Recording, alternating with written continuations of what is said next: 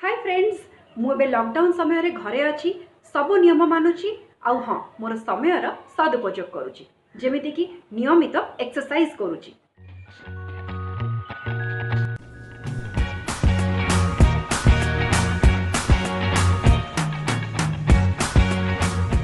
मोर नुआ hobby piano बजेबा शिखुची।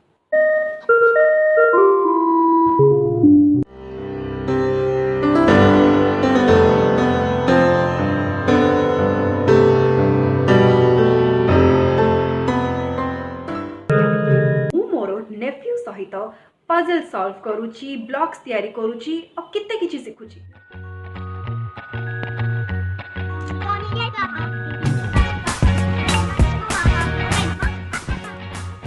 Lockdown बेले मु कोन करूची आपण माने त देखिले। एबे आपण कहंतु आपण कोन करचंती, गोटे वीडियो माध्यम रे आमो सहित शेयर करंतु। आउ हां, आपण माने भी सामाजिक दूरता रक्षा करंतु, घरे रहंतु, टिके सतर्कता, कोरोना ठारू दूरता।